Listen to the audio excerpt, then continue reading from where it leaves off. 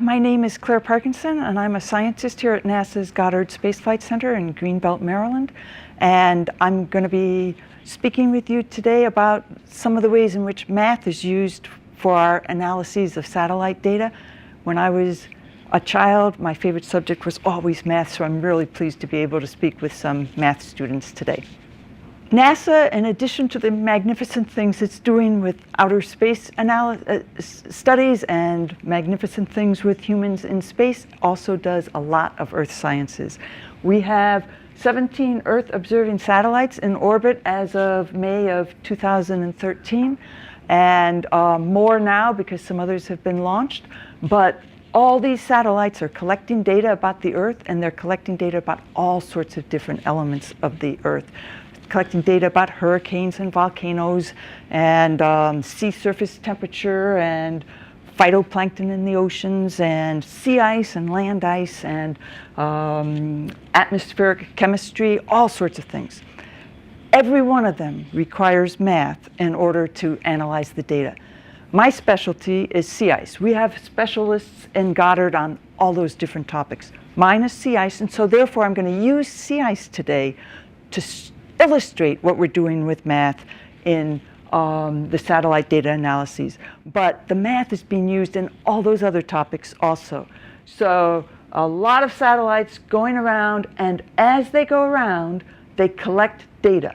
And you'll see, if you look at these enough, you'll see that they have different orbits. And that's because some of them are meant for looking at the tropics. And so therefore, those orbits won't be going all the way up to the poles, and others are meant for global observations. So depending on what your topic is that you're interested in, the satellite orbit might be quite different. But we have lots of satellites up, they're all collecting data, and they collect data as they go along. Now, since my specialty is sea ice, I want to first of all show you what sea ice is. Sea ice is ice that's in the sea. It was formed by the freezing of seawater, and it's floating around in the sea. So it moves around because the winds blow it and the currents blow it. But this is a typical picture at the edge of the sea ice. Here are some other pictures of sea ice just to give you a flavor. I mean, sometimes the sea ice flow is really big, and here it's big and solid enough so that you can land a helicopter on it. You can even land a plane on sea ice flows if they're big enough. So this just gives you a perspective of what sea ice is. And as you'll notice, in some regions, the sea ice is pretty compact in terms of it's covering pretty much the whole area. In other regions, it's only covering a portion. This becomes crucial for us. We want to know what portion is being covered in each area that we're looking at, because where the sea ice is does matter to the rest of the climate system. If you notice sea ice is really white and bright, that's because it's reflecting the sun's radiation that comes down, whereas the oceans pretty much absorb it. This makes a big difference in climate. So we want to know what fraction or percentage coverage we have of sea ice. And that's kind of our basic product. As the satellite orbits around the Earth, and now this is Greenland here, this is the North Pole area here. This black region is missing data. We don't have any data there because the satellite didn't get all the way to the pole. It got close to the pole, but not all the way. So we don't have any data there. But the rest of the region, and again, that's Greenland, this is Alaska, Canada, and this is Europe and Asia. So the satellite's going around, it's collecting data, and this picture over here is a blow-up of the Hudson Bay region, which is right here, just so that you can see how we've got little pixels, and we call them pixels. Sometimes people will call them grid squares, but the whole picture is got grid squares all over it, and in each of the grid squares, we've colored it such that the color shows you the percent coverage of the ice.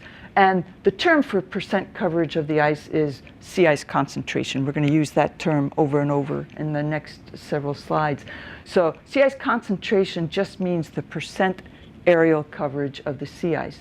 So the computer is able to color code these so that each color indicates how compact the sea ice is in terms of percent aerial coverage. This type of picture with a full color scale like that is really valuable to scientists because we want to see a lot of the details in there.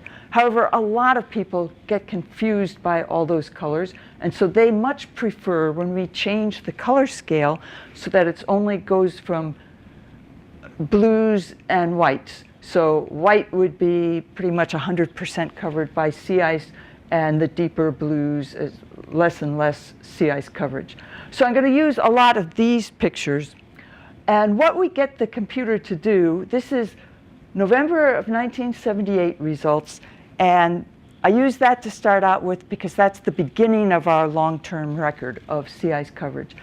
And for this picture, we got the computer to scan every one of those pixels or grid elements, and there are over 130,000 pixels on this picture. So if we were to do it by hand, this would be a very major task. Well, the computer can zip through all this really easily. So they zip through each one of the pixels, and wherever the pixel is greater than 15%, in other words, the deep blues up to the whites here, wherever the pixel indicates greater than 15% of ice concentration, then the computer adds the area of that pixel in order to get a final result, which is the area of the sea ice coverage indicated here. Now, we tell the computer that, like on the lakes, which you see several lakes around here, not to count the lakes because we're just talking about sea ice. And we also tell the computer that even though we don't have data here, we're pretty sure it's covered by sea ice, and so we count that as sea ice too, in order to get our answer. And in this case, for this picture, the answer is 11.7 million square kilometers. To give you a perspective on that, the area of the United States is 9.4 million square kilometers. So the amount of sea ice is covering an area that's quite a bit greater than the area of the United States. So it's a lot of coverage of sea ice. So we take that point and we plot it on a plot, and we're going to fill up this plot in a little while here. So we plot the first point for November of 1978, and then we move on to the next picture. And the next picture is December of 78, because we're going to do it month by month plots. So we move to December from November, and the November one is repeated here. It's the same one you just saw with the 11.7 million square kilometers. But look in December. If you look at this region here where there's no ice in November, look at this, a lot of ice in December. And then over here, Hudson Bay, where there was this portion of Hudson Bay that had no ice, well, now Hudson Bay's all filled up with ice. So if you look at several regions, you can see there's quite a bit more ice in December. And this makes sense because November to December, you're in autumn and you're going toward winter. By the end of December, you're in winter. So it makes sense. The sea ice cover is growing because it's getting colder. And indeed, when the computer zips through all these points and adds up to find the area of the coverage of the ice extent ends up now being 13.6 million square kilometers. So quite a bit more than the 11.7. So we go ahead and we plot that 13.6 on our plot. And we keep doing this. And we do it for the first 12 points. And if you look here, it's just, when you look at it this way, it's kind of like just a jumble of points. Look at how improved it becomes if you simply take the exact same picture, but you add lines to connect one month to the next. Just adding the lines, it becomes this much clearer picture that now you've got November, December, January, February, March. March is the high point here. April, May, June, July, August, September. So September's the low, and then October. It turns out that as you do this, year after year after year, almost always March has the most ice and September has the least ice. And so because of that, I'm going to show you this March and that September picture just so you can get a sense of the sea ice coverage in the Arctic region, going from a maximum that looks roughly like this picture on the left to a minimum that's got much, much less ice on the right here.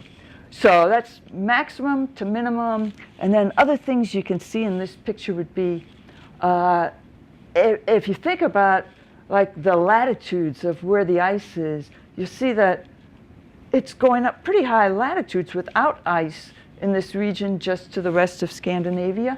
Well, that's because of the warm current from the Gulf Stream and the North Atlantic current. They come up and they bring warm waters up in this region. And it's the same reason why England, although it's much higher latitude than a state like Vermont, it tends to have a much milder climate, and that's the effect of the Gulf Stream. So you could see just from the sea ice distribution, you can see some of the larger term climate effects here. But so we've got maximum, minimum, and then we had the computer go through the entire record, and in this animation here, we go up through till the end of 2012. So we start from our beginning in November of 1978, and we go up to the end of 2012, and you can see how every year, way more ice in the winter than in the summer. But you can also see that there are differences. There are a lot of differences. It's not like every year it gets up to the same height and down to the same level. And so I'm going to take just those 2 points. These are 2 Septembers, one right after the other in 2006 and 2007, just to show you the kinds of differences that you can have. So here's 2006 on the left, which had a higher sea ice extent, and 2007 on the right. And you can see, yeah, there's a big difference, even though it's the same time of year. Both of them are September, but there's way more ice here than here. And some of this difference from one year to another is simply because of how the winds were blowing. Here, the winds were pushing the ice this way, so the ice was kind of building up along Greenland and the northern Canadian islands. So sometimes it's the effect of the winds. But one thing that's kind of neat here, now these are monthly averages, so it's not actually the minimum, but if you go to the minimum in the middle of the month of September in 2007, you actually would see a really clear path all the way through. That's the Northwest Passage. So in 2007, you could have easily gone through a Northwest Passage without needing an icebreaker or anything like that. So now we turn to the Antarctic. So now we turn to the southern hemisphere, and you'll see there are going to be some clear differences in the southern hemisphere, but we use the same data set, we use the same analysis techniques. So left here, we've got the November of 1978, again, the beginning of our record, and we've got it in the full color scale.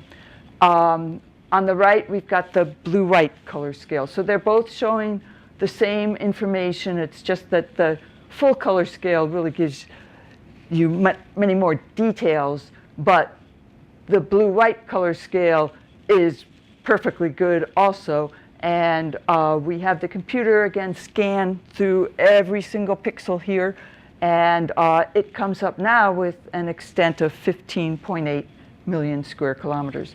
This little bit right here is the very tip of South America. This is the continent of Antarctica. So 15.8 million square kilometers, so we plot that point. And again, we're going to come up with the same kind of plot for the Antarctic sea ice extents that we did for the Arctic. So we've got that point for our first data point, November of 1978. We're going to look at the next month, which is December of 1978, and look at the huge difference. If you think back to the Arctic case, in the Arctic, we were in autumn going into winter. Well, this is the southern hemisphere, so the seasons are exactly the opposite. So instead of being autumn going into winter, November is springtime in the Antarctic, and we're going into summer by the end of December. So naturally, we're losing ice cover from November to December instead of gaining it. And you could see how this is much less, and in fact, there's this big area of open water right in the middle of the ice cover as the ice cover begins to decay, and same thing over here.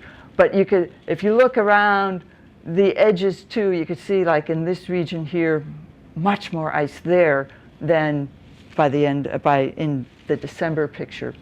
So the November extent, this picture had been 15.8 million square kilometers, which we got in a couple of slides ago.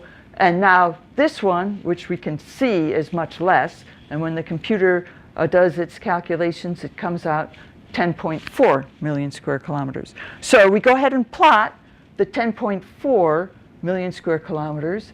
And then we continue to plot the rest of the 12 months for the first full cycle. And we get November, December, January, February. February, right there, is the minimum. So February is the least.